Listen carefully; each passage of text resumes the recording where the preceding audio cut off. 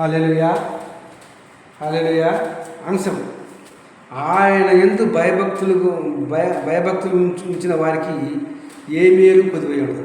దేవుడు యందు ఎవరైతే భయభక్తులు కలిగి ఉంటారో దేవుడు వాళ్ళకి ఏ మేలు కొదువు లేకుండా చేసినట్టుగా మనము చూస్తున్నాము. కీర్తన గ్రంథము 34వ అధ్యాయం 9-10 తీసుకున్నట్టయితే 34:9-10 యెహోవా యందు భయభక్తులు ఉండుడి, ఆయన యందు భయభక్తులు ఉంచుడి, ఆయన యందు భయభక్తులు ఉంచు వారికి ఏ మేలు కొదువై ఉండదు. జరా ఆయన యందు భయభక్తులు గల వారికి ఏ మేలైనా కొదువై ఉంటుందంటే ఏ మేలు కొదువై ఉండదు. భయభక్తులు కలిగి ఉండాలి. ఈ లోకంలో చాలామంది భయభక్తులు కలిగి ఉండటం లేదు. దేవుని స్తోత్రం. దేవుడు అంటే భయం లేదు, భక్తి కూడా లేదు. ఆ దేవుడు నాకేం చేస్తాడని చెప్పి వెర్రవిరుతున్నారు. దేవుని స్తోత్రం. కనుక అటు వారంగా ఉండటానికి వీలు లేదు.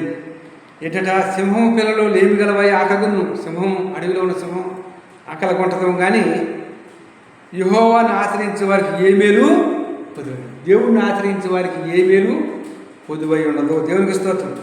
కనుక మనము నీతిమంతుడు పొదువై ఉన్నట్టుగా మనము చూస్తున్నాము.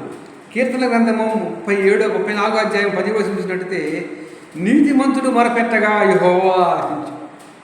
మనం నీతిగా ఉండి మొరపెట్టినట్టయితే దేవుడు తప్పకుండా ఆలకించును. వారి శ్రమలు అన్నటువంటి ఆయన వారిని విడిపించు. ఏ శ్రమలో ఉన్నావో, ఏ బాధలో ఉన్నావో, ఏ కష్టంలో ఉన్నావో, ఏ వ్యాధితో ఉన్నావో, ఏ అప్పుల బాధతో ఉన్నావో, ఏదైనా సరే దేవుడు తప్పకుండా నిన్ను విడిపిస్తాడు. ఎప్పుడు విడిపిస్తాడో ఆయన యందు భయభక్తులు కలిగి ఉన్నాడు. ఈ లోకంలో చాలామంది భయభక్తులు లేరు. భయం ఉంటే భక్తి ఉండదు, భక్తి ఉంటే భయం ఉండదు. దేవునికి స్తోత్రం. నీతిమంతునికి కలుగు ఆపదలు అనేకం. నీతిగా ఉన్నట్లయితే అన్ని ఆపదలే. దేవునికి స్తోత్రం. ఆ నీతిమంతుడు ఎవరయ్యా అంటే యేసు ప్రభు వారు. ఎన్ని శ్రమలు, ఎన్ని కష్టాలు పోతేప్పటికీ కూడా ఆయన నీతిని విడిచిపెట్టదు. అనేకులు వాటన్నిటి నుండి యెహోవా వారిని, ఆ శ్రమలన్నిటి నుంచి దేవుడు విడిపించాడు. దేవునికి స్తోత్రం.